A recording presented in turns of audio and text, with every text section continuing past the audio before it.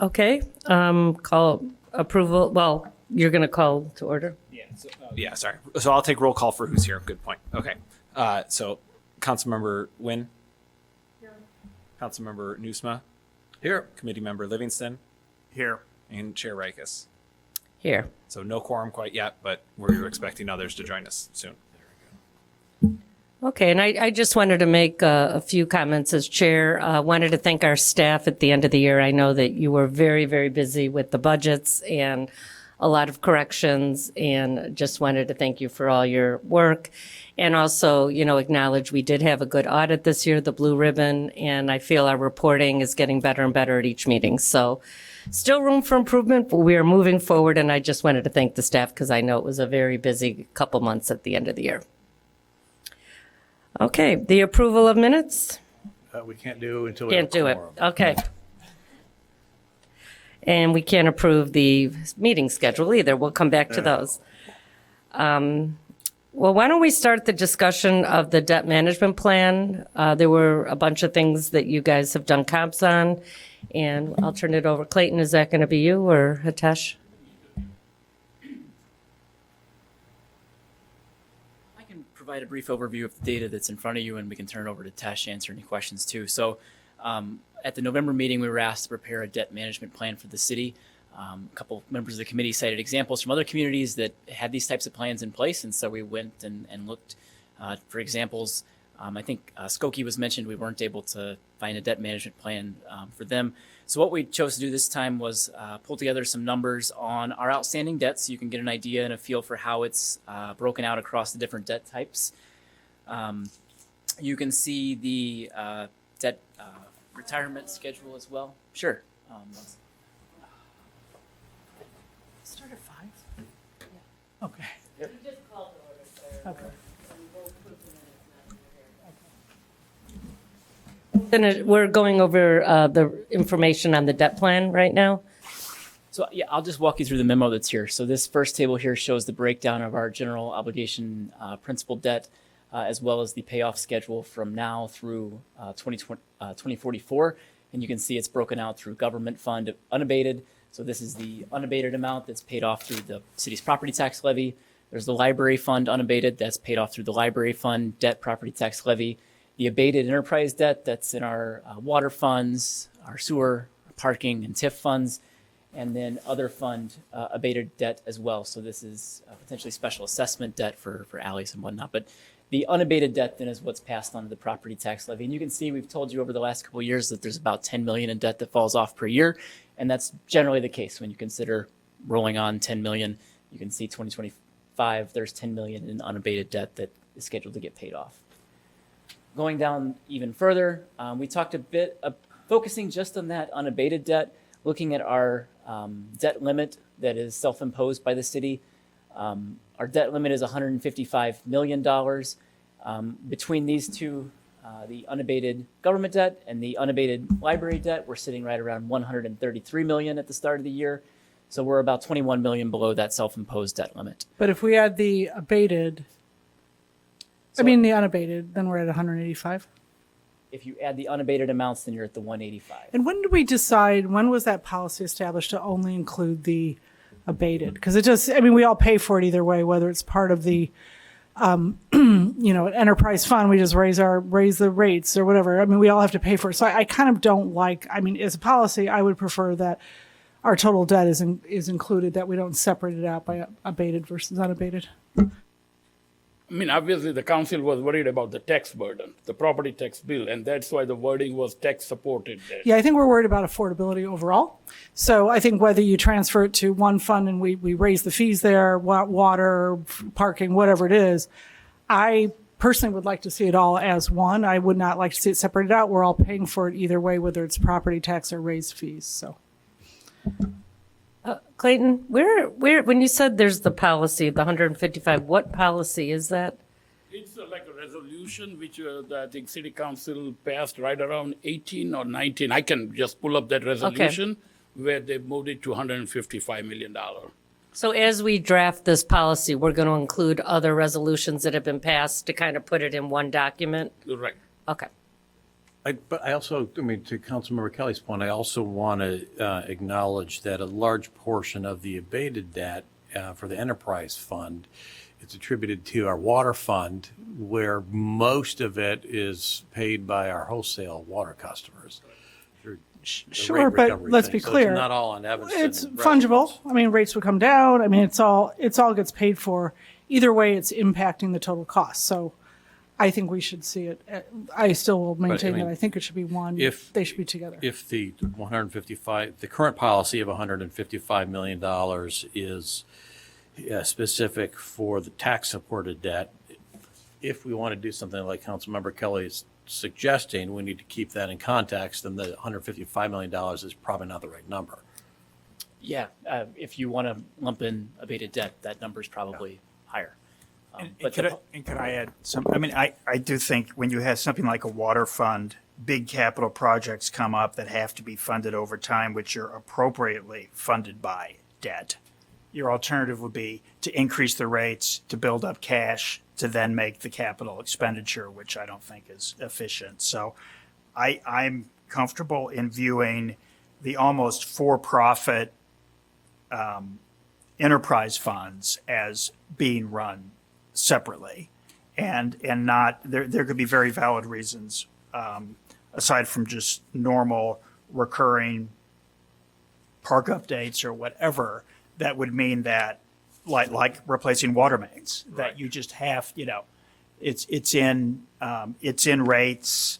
The water department sends back to the general fund $4 million a year or so. So it really I think it's fundamentally different than the debt that is just geo. And I would agree that because that's important point, and particularly in the water fund in the next few years, a big expense coming, CIP, a lot of things, talking to Darrell King.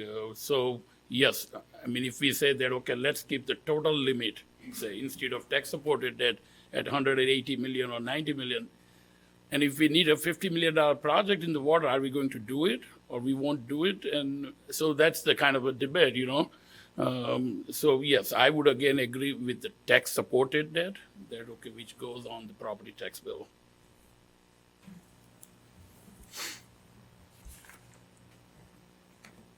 So just continuing through the rest of the memo, we've included here a graph showing the property tax levy since 2013 that shows the amount and portion of the levy going towards tax-supported general obligation debt. You can see that amount in 2013 was 12.3 million.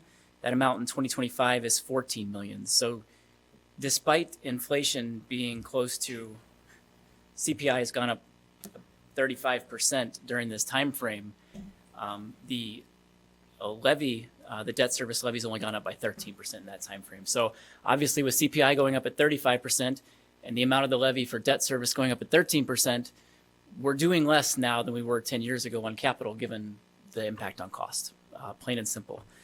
So you can see during this time frame, really the only piece of this property tax levy that's changed significantly is the pension property tax levy, which has gone up by 41% during this time frame.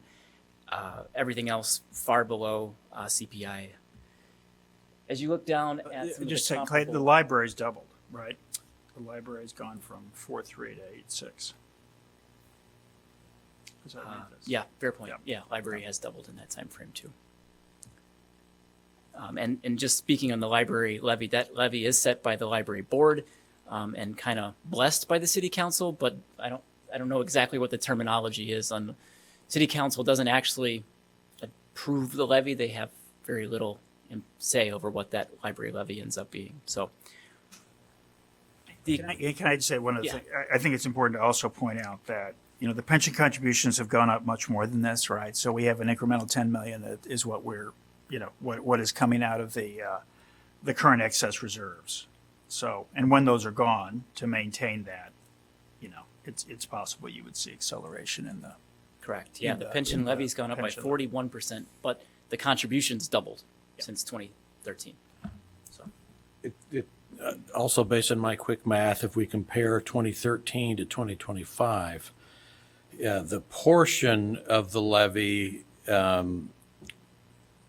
steered towards debt service has gone down In 2013, it was 27.8%. 2025, it was 23.8%. Right. Yeah. I think it's really, I mean, it kind of tells the story. It shows kind of what we've been talking about CIP over the last 2 years, is that we've not, as long as you kind of hold it at that $10 million level, as prices go up, this is kind of where you end up. So, Although I do think what's missing, I know this is related to capital, but I do think we have to include the pension liability, the debt service that we're paying on that, if we want to give residents an accurate idea as to how much, our total debt servicing is. We can't leave that out of the equation. very true. I mean, that amount has gone up by quite a bit, but purely infrastructure related debt has gone up by just 13% versus 35% CPI. So less work being done now than was the case 10 years ago on capital because of that. Later on in the memo, we do have a couple graphs. We figured this was a good place to start. Obviously, debt limit will be something that's important for us to talk about as we talk about a debt management plan. Obviously, the percent of our property tax levy we're willing to put towards debt and the amount of our property tax levy we're willing to put towards debt. Those will be key points that we'll talk more about and set levels and discuss more. But we at least wanted to pull some metrics so you could get an idea of how Evanston's GO debt stacks up against some of those comparable communities we took a look at. As you can see, we're towards the upper middle half on some of these measures. GO. Clayton, do you know how much Skokie had the pension debt? Do you know? 150? 150. So it's not quite apples to apples here. Correct. Yeah, there's a big portion of Skokie's debt.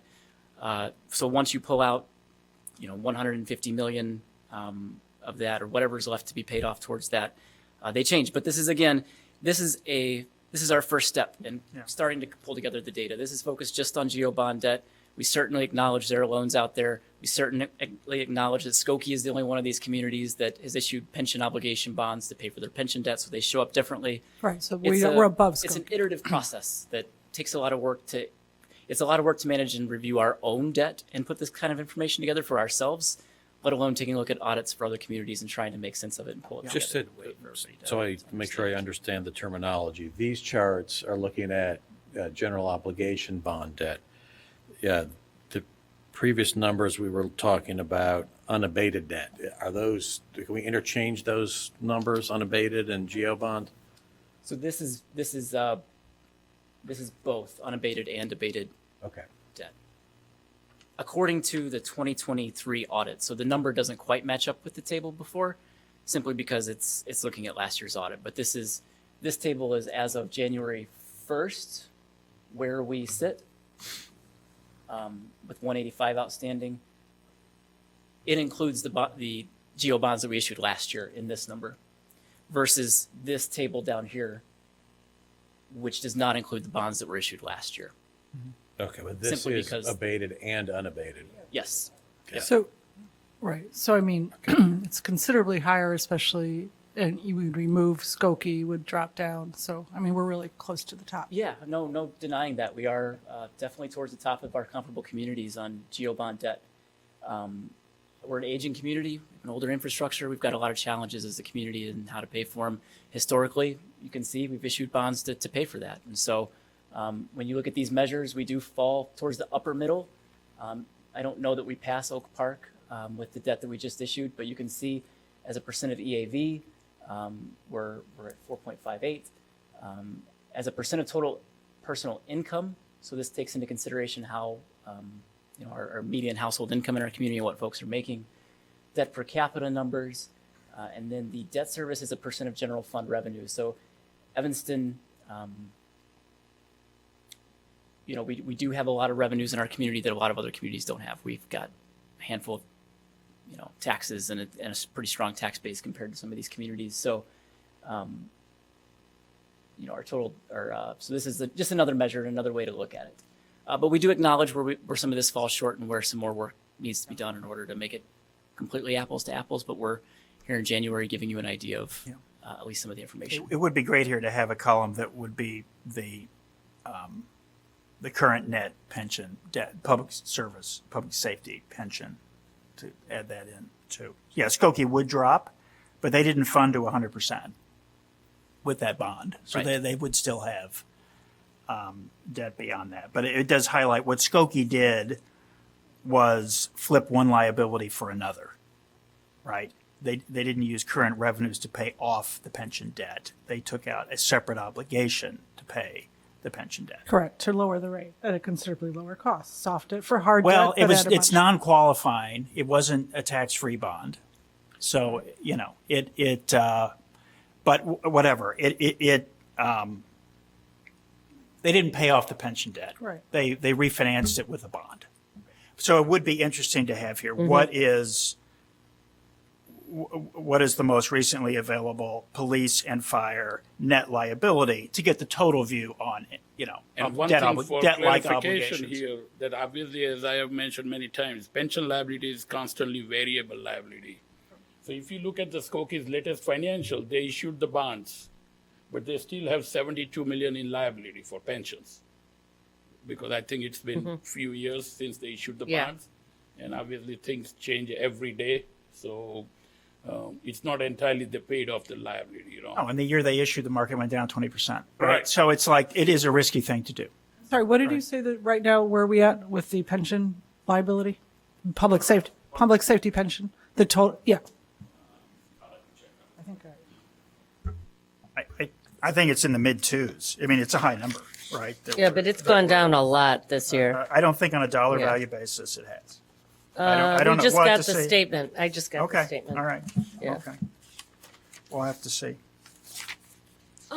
Just Clayton, so guidance from us, I mean, have you seen other communities do a debt policy? Do we have a framework? Are you looking like we don't want to exceed X percent of the general fund revenues? What are you looking from us?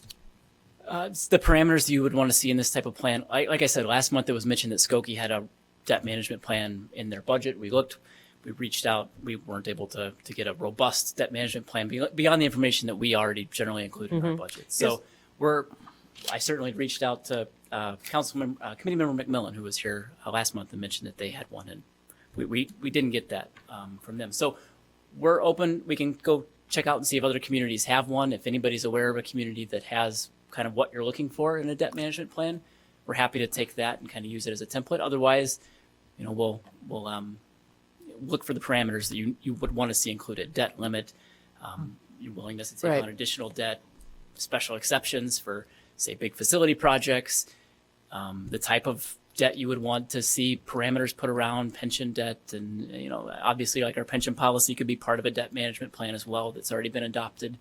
So certainly open to any feedback and clarity on what you'd be looking for. Because the policy of the absolute, 150 million, I like percentages better because that's a number that's been around for a long time and things change, our revenues change, per capita changes. So, we could have the absolute number, but maybe debt doesn't exceed more than 20, I'm just using example, 20% of general fund revenues. And if it does, it needs this approval. So those are the kinds of things I'm thinking about.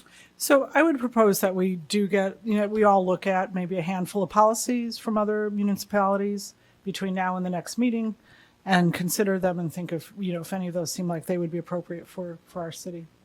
That's what I would propose. I think one of the comments was there don't appear to Well, I be have formal some. policies. I'll see if I Maybe can we share can circulate them and see. It's certainly, I mean, that's the pension policy started with a draft from our actuaries. So I think they happy all to- have pension. They all have debt. I have. I'll see if I can share a few out now. I'm sorry I wasn't able to do that beforehand. Should I assign one to each person? Like I could do Oak Park, you could do Park Ridge, I'll do Skokie. or is that something you can look? Okay. Okay, because I think if we can get a template, that'll go a long way. David, did you ask earlier about the current debt limit policy? And Hitesh, you said that was established in 2018 or 19?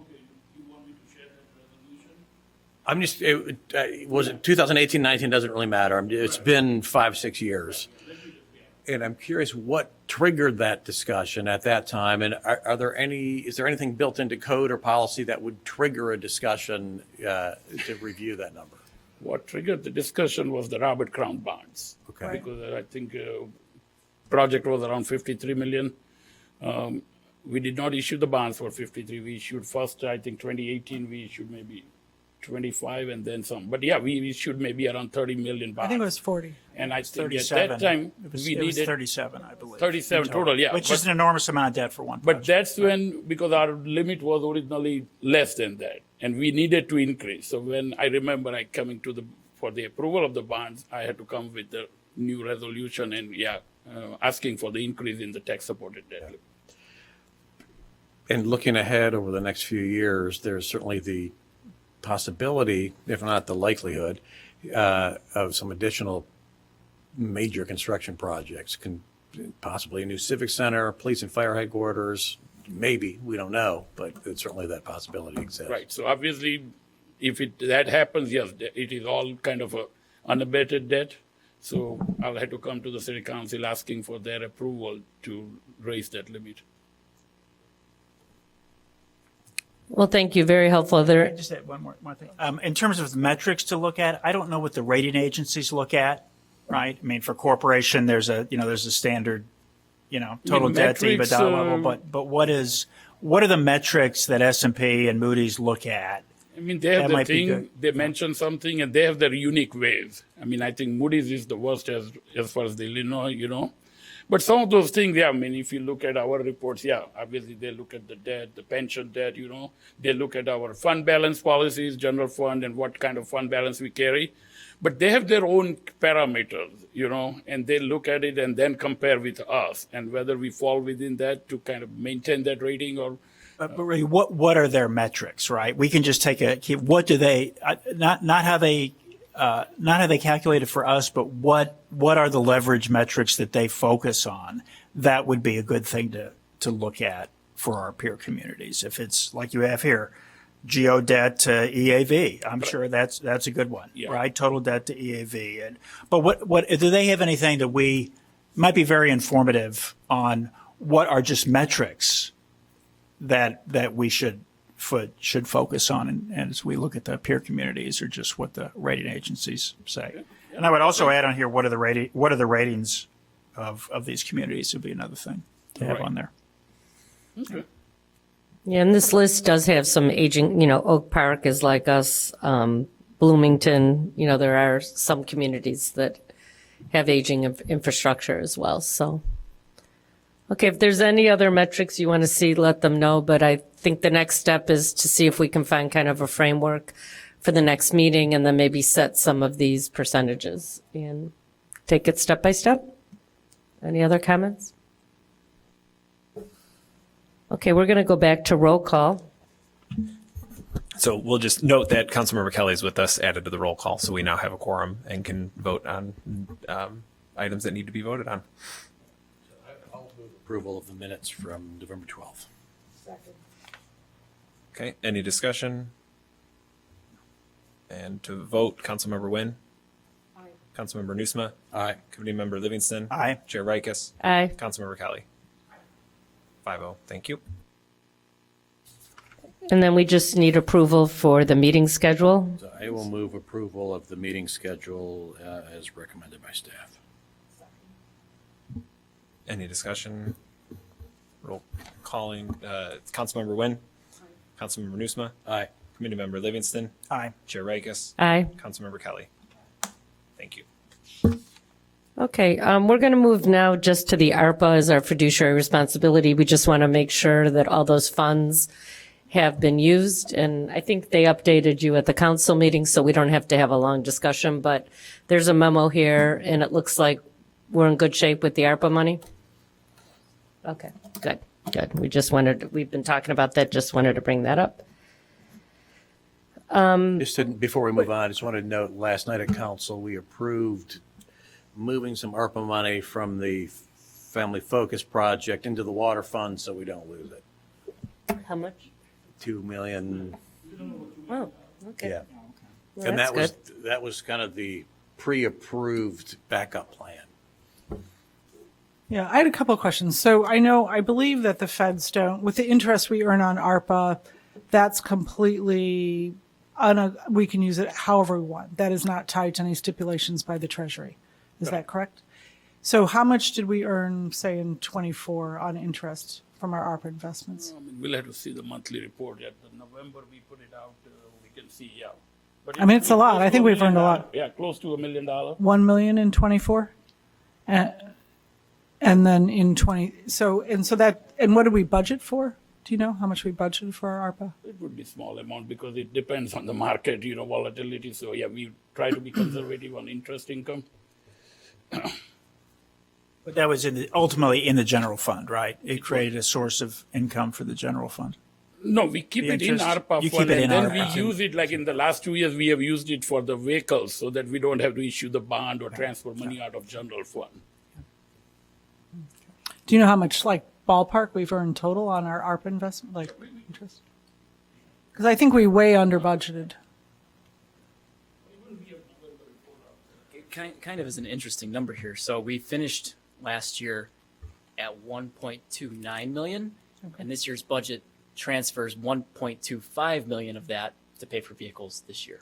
So we finished at 1.29 million, of which the budget includes using 1.25 of that for vehicles in 25. May go down. Interest, As the balance money goes down, market, as rates go right, down, but money market rates are probably down 0.5% in the last few months, so And we and the balance is budgeted, going down. I'm sorry, so do you know how much we budgeted for '24?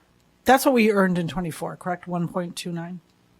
That is correct, and we only budgeted $50,000 Wow, for the budget. we missed the So- mark. Huh? So we're very fortunate that the rates held and we generated the money. The 50,000 to 1.29 million, that's but- correct. what kind of forecasting is a little weak, or? In 2025, we've bumped that up to a budget of 650,000, and we could just as easily, if rates go down in the. And are you saying that just because the rates you missed the mark from 50,000 to 1.29 million? Say it again? Are you saying that you were so far off in forecasting because of the rates from $50,000 to 1.29? Simply conservative. I mean, it depends on the timing of spending that money. We don't want to start the year and bank on $1 million if those ARPA projects throughout the year move forward and the balance gets drawn down towards the projects that City Council approved. Obviously, we don't want to sit on that money. We want to spend the money for what it's been approved for. Turns out that spending money on those projects is taking longer than anticipated and communicated 16 months ago when we set the $50,000 budget. I mean, I know we missed the mark on interest overall. That came in around 7 million, I think, and we budgeted 825. So I I just, mean, that is the kind of the, Councilman Kelly, I think I have brought up these things many times. I mean, when I talk to my peers, and that's the one thing that, don't bank on the interest income. And I gave you a good example of 22. We started 22 January.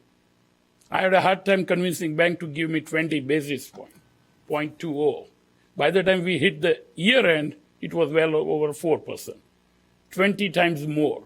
Now, how would I budget that? If I had budget one way at $500,000 and I got only $5,000, that's not good on my part. I would rather flip the things other way. And we have made a good use of it by spending that money on vehicles. Otherwise, general fund would have to transfer the money.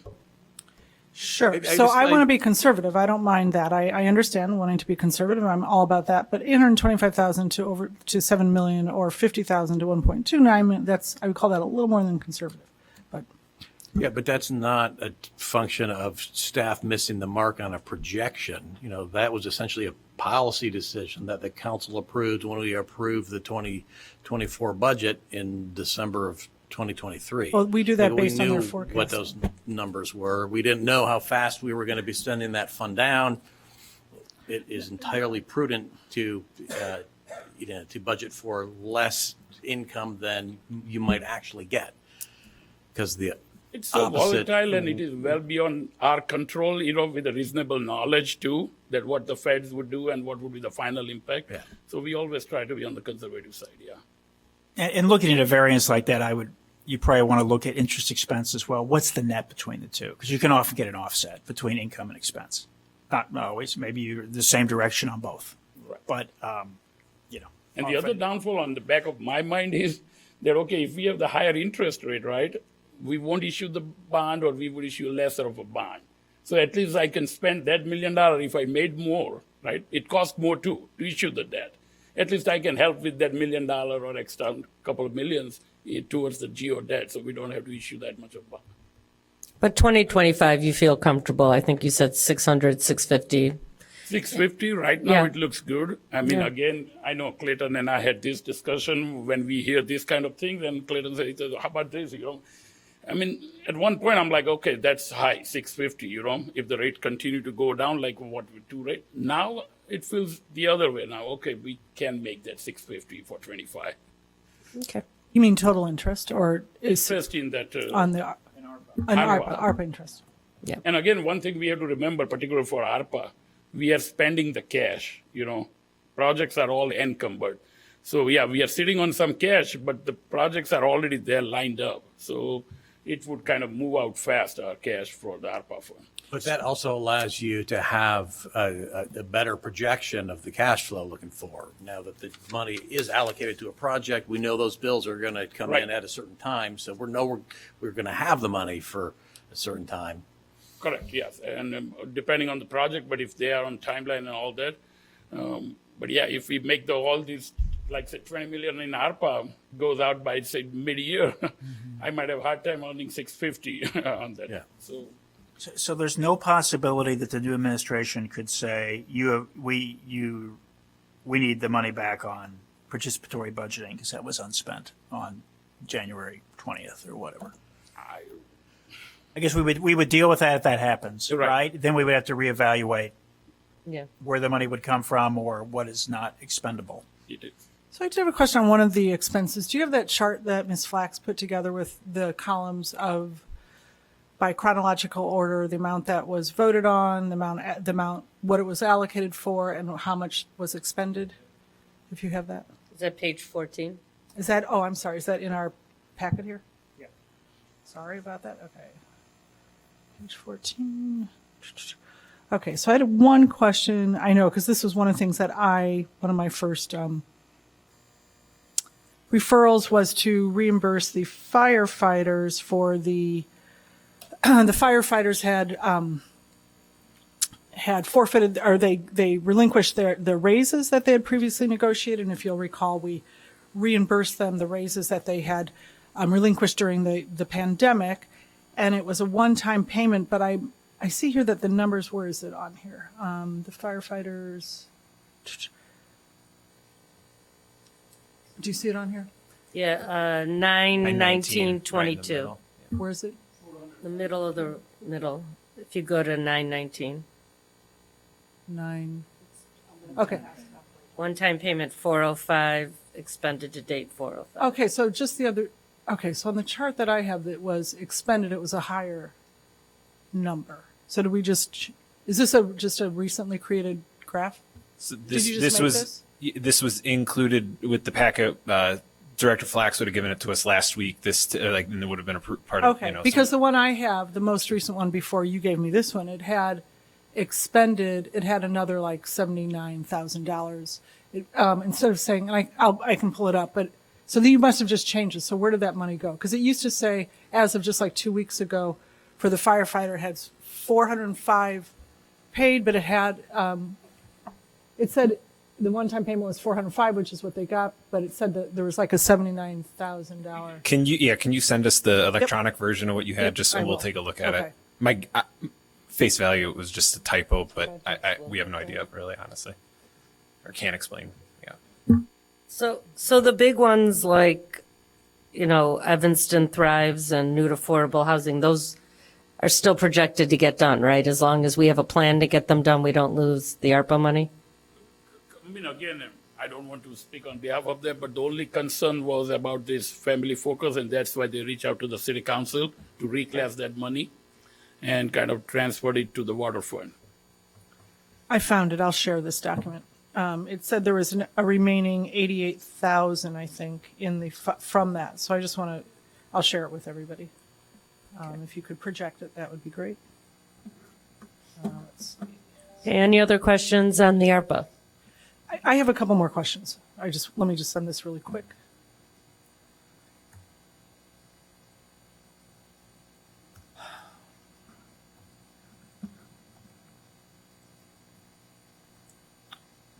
If I share it, Michael, with you, can you share it with everybody else?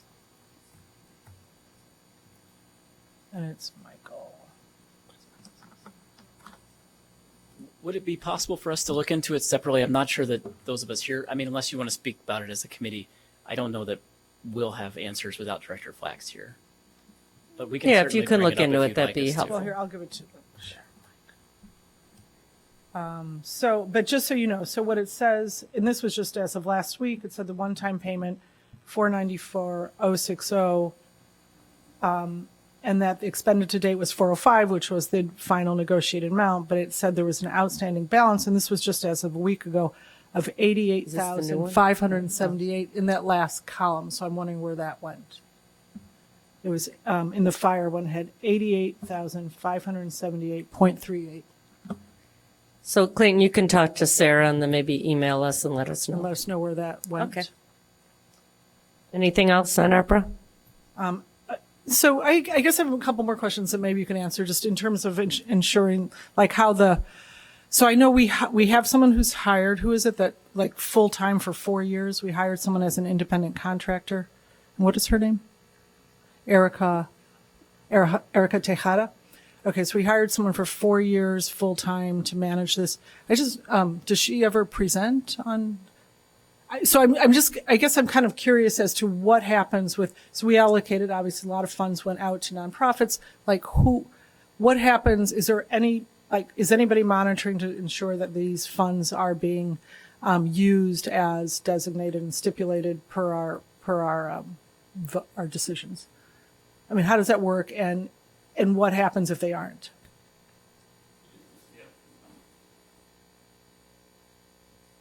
I mean, it is the community development, Sarah Flex team, and Erica is the kind of point person on ARPA. Obviously, there is a quarterly reporting to the feds, to the treasury. So they comply with those reportings. We haven't seen, at least to my knowledge, I haven't seen any kind of any letter, from the treasury about any queries or anything like that. Isn't there a separate audit on this too? I mean, there was a No, internal separate- control recommendation on this or something. Separate It's audit, reviewed. yes, it is part of the single audit which was presented to this committee, I think, just 2 months back. So single audit covers all the Fed grants, including CDBG and some of the other grants. So yes, ARPA is a part of the CDBG audit too. Okay. So, my understanding is that, right, what would happen so that will be, Sarah's team follows up on that. And will we get a report on that? I mean, it would be really nice, since it was $43 million and much of it went to, outside sources, to know if it's, to hear about its success. Yeah, I think that would be nice. At It's some a lot of point, money. this is kind of a, Well, that like doesn't this. tell us really that Right. tells us where we spent it. So I would like to know, I'd like to know about all the wonderful projects and where we're at, the AUX, the North, I know, like, North Lights, I'm very excited about it, but I think it would be nice to hear, since we gave out these funds, where they're at. Yeah, you're right. I mean, we can talk to it, but I think all the projects which are encumbered, at least the money didn't go out. Money hasn't gone out, but at least you can see the full list of 43 million, which we got right there, on the first column. So we have that, yes. Some of the projects still kind of in the process. And again, obviously she would come as the projects get settled, we pay the cash, and finally, we have spent each and every dime of that. Yeah, I mean, I think it would be nice to get a report one day, especially maybe over a certain amount. I know we gave a bunch out to the local preschools and schools and hear about, I think it would just be nice to get a report to know. Oh, you want to see how the projects are? Yeah, just a report, just a summary about, where they're at, and so that I think it would be nice to know that we made good decisions on how we allocated that money. I felt like it was a little chaotic the way we did it, but it would be nice to know that It has it's worked being, out well, yeah. I mean, okay. Thank you. Now we're going to go to the discussion regarding federal revenues. There's really no information, but again, our committee, we just want to be abreast that there could be some changes with the new administration. There's a list here with some of the things that could get affected. So we have our finger on the pulse of this. We're going to watch it. Obviously, we couldn't budget anything like that, not knowing exactly how it would be effective, but you'll bring us up-to-date information. And the purpose was just to let you know we are watching it. It's not something that we're just going to let slide. So, okay. I know at the council meeting, the budget was finalized. We didn't have a meeting in December, and there were just some minor changes. So Clayton, if you can just give us a quick update of the changes on the budget, but the final budget and the CIP budget, I know Laura's not here, but I know you guys reduced that as well at the council. So those were some good things.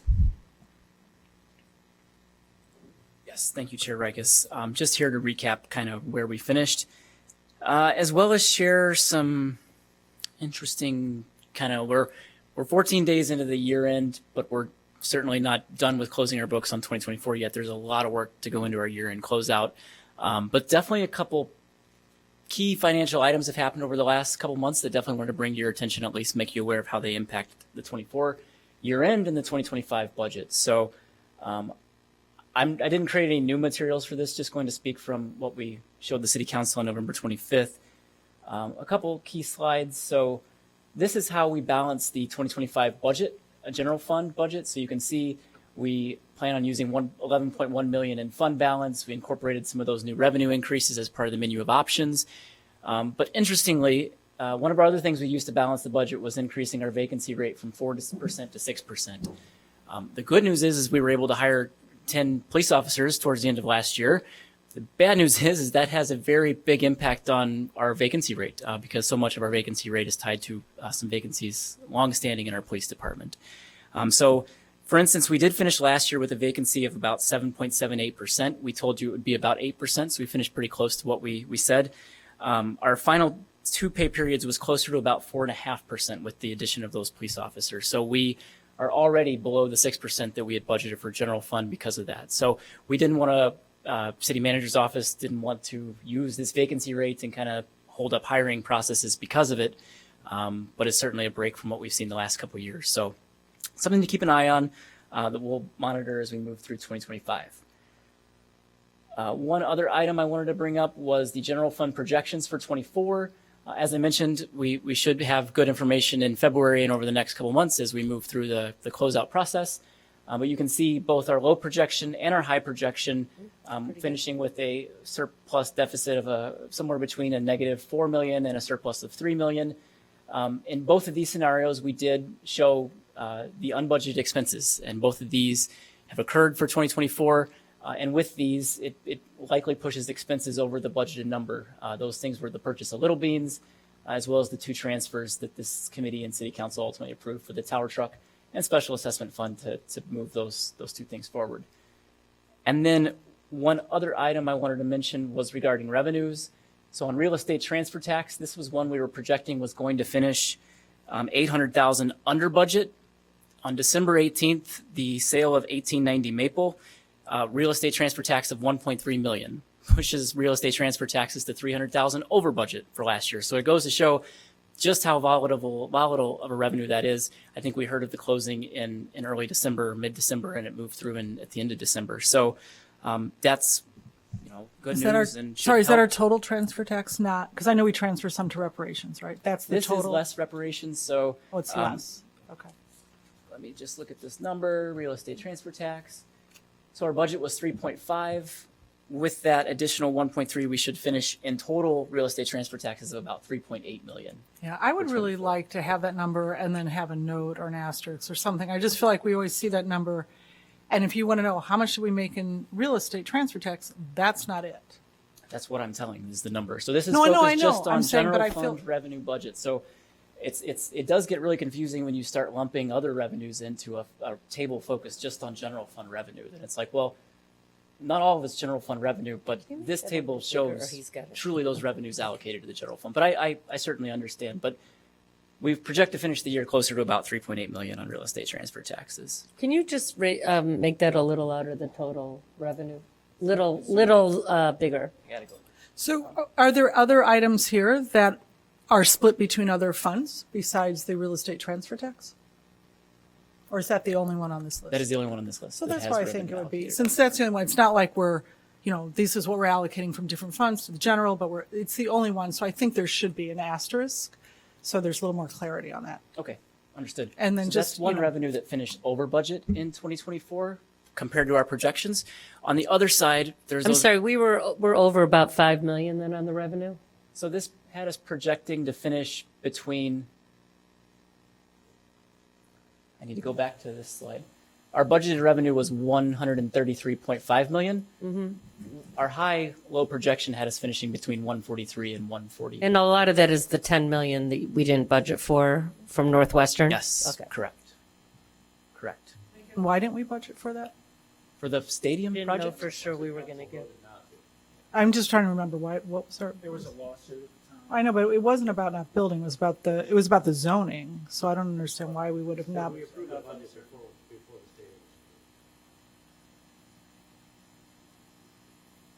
The stadium was. No, I think we had already approved They the- had to do the budget in October, November. I think it's with the lawsuits holding 'cause up the the lawsuit project, wouldn't we have- were the- nervous about budgeting. yeah, 10 but million. the lawsuit wasn't about the building of it. It was just the zoning. So, but anyway, I was just okay. The building? Okay. No, it's still in the lawsuit. And they're building it. So as I was mentioning on the revenue side, real estate transfer tax, despite us saying how poorly it was going to finish 2024, finished over budget because of one property sale. Likewise, now while we get excited about those revenues that finish better than budget, there's also those that finish lower than what we were projecting when we came with the budget in September. One of those being PPRT. That one's projected to finish about 700,000 below budget. So you can see the budget here for that was 2.5 million. I think it's finishing closer to like 1.8 million. And at 1.8 million, you can see it's one revenue that finished worse than projected PPRT. We're projecting it would finish about 700,000 under budget. I'm sorry, I'm confusing myself. Yeah, The 'cause you budget for have this is 2.3. 25 budget. So the 2024 budget was 3.5 million. We were projecting that it would finish 700,000 under budget, but it's actually finishing closer to $1 million under budget. So it's finishing closer to 2.5 million. So you can see sometimes revenues finish over, sometimes they finish under, but that's where all these general fund revenues come into play at year end. And we continue throughout the year to monitor performance and give you updates as we have them. So those are the only highlights from budget that I had prepared to share. Certainly open to any questions about the budget or year end process.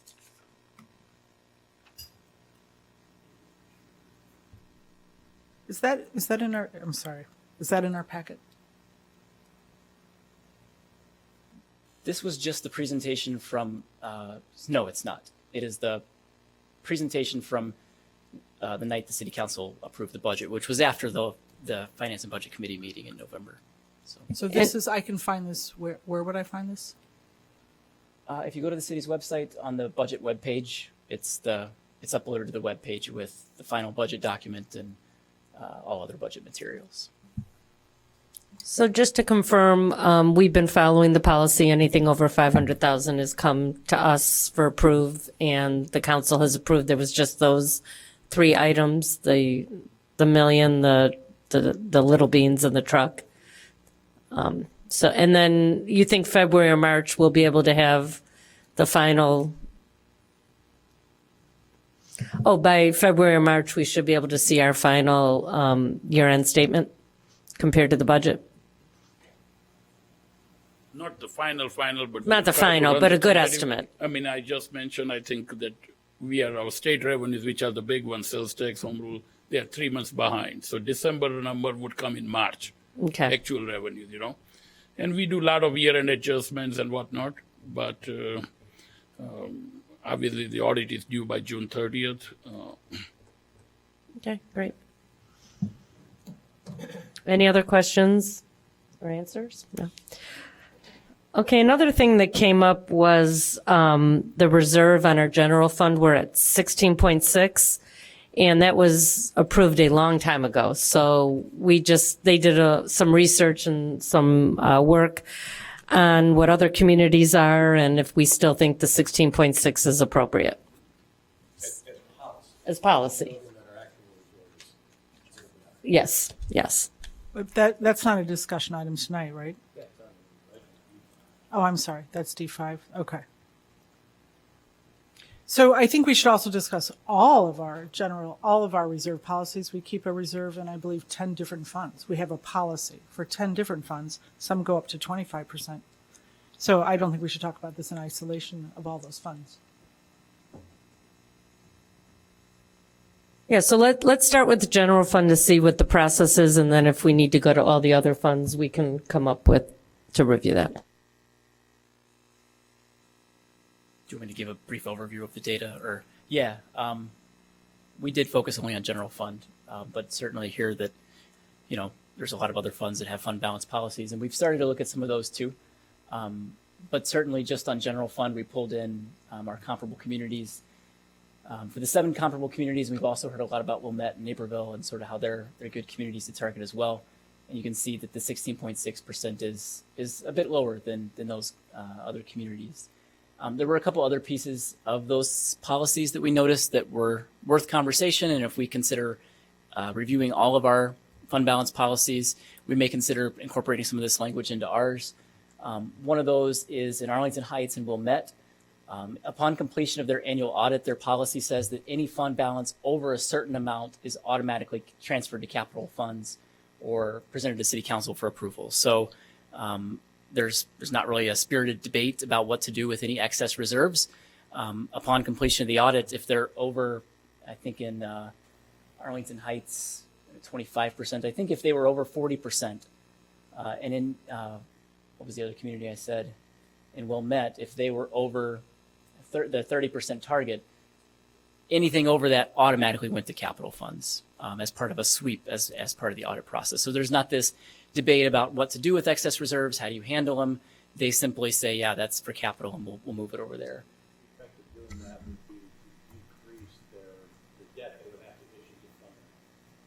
Yes, if they use debt to fund their capital, then this would just reduce that. And then also, Wilmette noted in their policy that the primary function of reserves is to offset the impact of one-time events, and not to be used for structural operating deficits. So that's not a part of our policy. When we have excess reserves over the last couple of years, we've used them to cover structural operating deficits. So, just 2 important pieces for us to consider if we were to amend our general fund policy.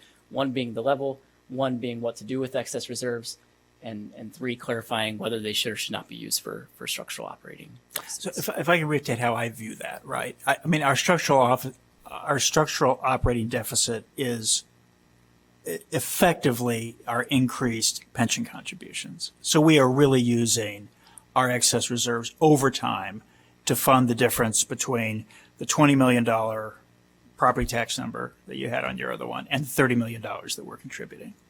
So I think it's very clear that we are using the excess reserves to fund the additional contributions to pensions, which I think is everybody's intent, and it's everybody's intent with the pension funding policy as well. So I wouldn't say it's, just a structural deficit. Our structural deficit is a consequence of the fact that we are contributing $10 million a year more to the pension, to the public safety pensions than the levy. There's also an issue with overspending. I mean, we have to acknowledge, that's also what then cuts into the deficit. I would say we have a structural overspending issue going on too.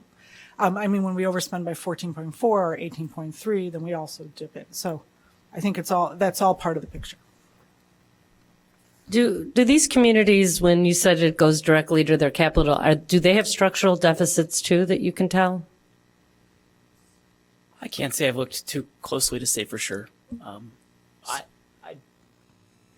I was in a community prior to this one that had a similar policy.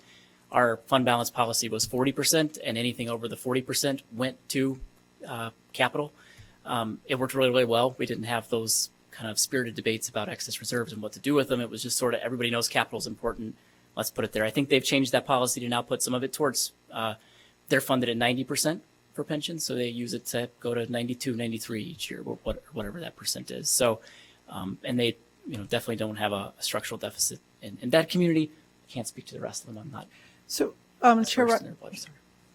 If we're looking at policy, I'd also like to look at reality.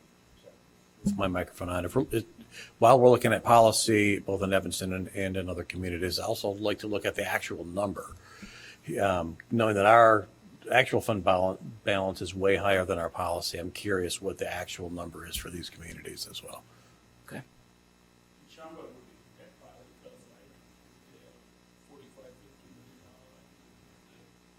Yeah, a lot of these communities are pretty flush with cash at the moment, given inflationary impacts on sales taxes, given some hiring challenges and vacancy rates.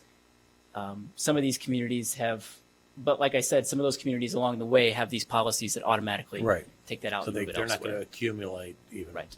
So could More we, fund for balance. our next session, since we're talking about both debt policies and looking at some, also look at sort of like surplus or excess reserve policies and discuss those and see if any of those would be appropriate for our city? Would that be, to bring in a few examples?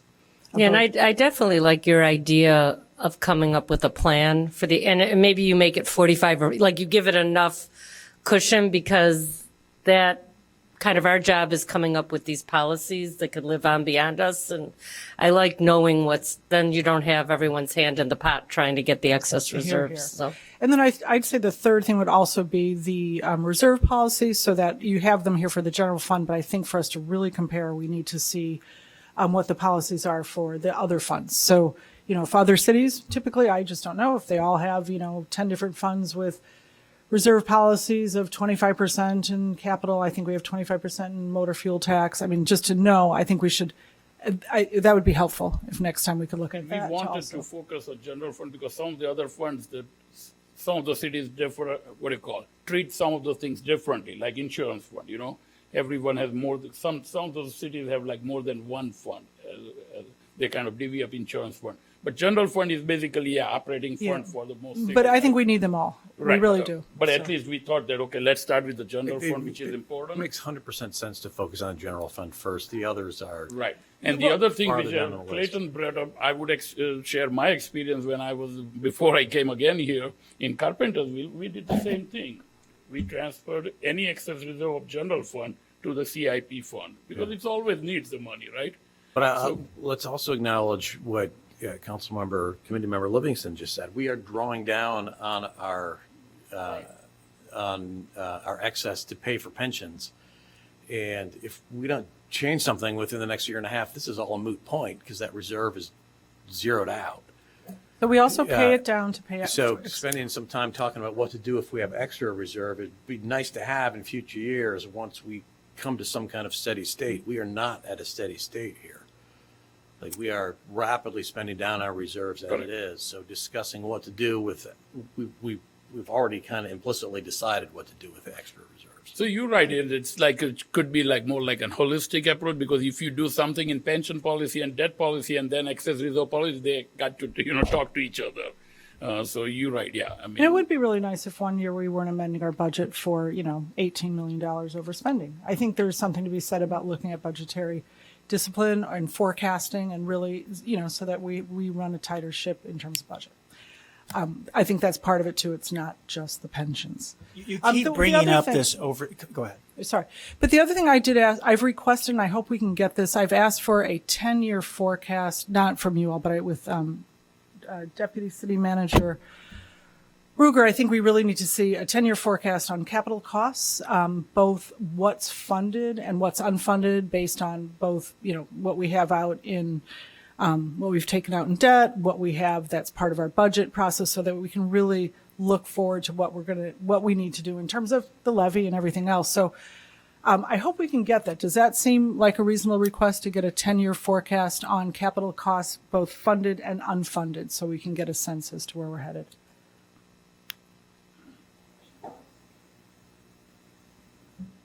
If we're talking about capital costs, I would want to involve City Engineer Larpix before we commit to 10-year forecasts on capital. I think she has the information. I just don't want to speak Okay, for I think her. that's really important, right? I mean, we want to make sure that we're funded and that we're moving in the right direction.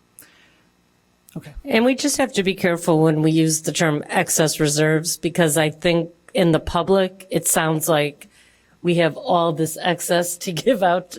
And really, it's made up of different components. We have to keep a certain percentage reserve. We have structural deficit. And, people are just throwing that around like we can use that for all these things. It's So really important important for us to be precise in the language as council members because people are listening to what we say. The community picks up on what we say. The press reports on what we say. So to make inaccurate or uninformed statements is not helping us out. Which statement are you referring to, Councilmember Newsma? Are you going to say, so not all cities, Want to talk about no, I just want to say we You do brought up- amend we do routinely and historically for the last 4 years we've been amending to the tune of over 10 with the exception of 1 year. We're amending our budget annually for, and I'm not saying it's not legitimate overspending, but we do that. But everything's been approved by the council that's been amended. Well, we have to, by state law, we have to approve the amended budget. I mean, we have no choice. There was one large difference the year that the 3 or 4 contracts were up, which I think would have been, it was an unknown beforehand where the contracts would end up. And, but there was knowing that there could have been a real possibility that the union contracts would be higher than what was budgeted. There was also some conservatism in the revenues that year. And the net number was very close. I'm just going to say, but it's annual. It was 14.4, I think, in 2021, 10.3 the next year. Then it dropped. We did have a year of just 2.8 and then 18.3. So these are large, amounts that we are annually. There's no harm in trying to budget. Stay with Sure, and I think it's gotten much better over the last few years. There was a lot of volatility during the pandemic, for sure, on what revenues were and on what expenses were. And 23 and 24, except for the intentional leaving out of the fees on the stadium, I think are very close on both revenue and expense. So there's always And we did volatility, revise. Oh, I'm sorry. especially when you get into the capital projects, because we did have a position that we want to budget all of what is outstanding on a capital project, and we've decided we don't want to do that anymore. Right? We know what do we really think we're going to spend on water intake this year? That's what should be in budget. But there's no real cash flow impact on that because we didn't raise the money for it either. But so I think there's been a lot of improvement on both revenue and expense forecasting. And with respect to the larger miss on payroll costs, that was just a consequence of having all those collective bargaining agreements coming in at once. But that was sort of anticipated in the revenue number too. The net number was very close. So, but yes, I agree. We should have as good a forecasting as we can. I think we have much better visibility than we did a few years ago, but there will always be differences in revenue and expense. And we need to understand what they are and build them in the next year's forecast, make sure it's better. But we're closing the big gap on the CIP because we're not expensing it all in the 1 year. We're expensing it over the year that we spend it. So that I think that'll be a huge, huge improvement. Okay, any other projects for our staff? I think they're working on the debt and also the reserve, and that was all we really had for today. One small clarifying question, Councilmember Kelly. When you're asking for the policies, do you want just like the literal text paragraphs from these communities that articulates the percentages for the different funds? Like to have a list of that? That would be great. Yeah, Okay. I'd love to see those different funds and then, Sounds good, yeah. and then the narratives for surplus and debt. Okay, we'll pull together that block of text for you. Thank you so much. Great. And then, I don't know, I know Deputy City Manager is looking into creating that, but I think it's really important that we do get that 10-year forecast on capital expenditures and what's funded and unfunded so that we can not end up in a situation where suddenly we're facing $100 million or, keep us on a healthy course. Great. Do we have adjournment? Do I have to? Awesome. No, roll that's it. call? All good. Thank you. Okay. Anything you guys might want next month on the agenda, let me know, but I think we've got some good projects going forward.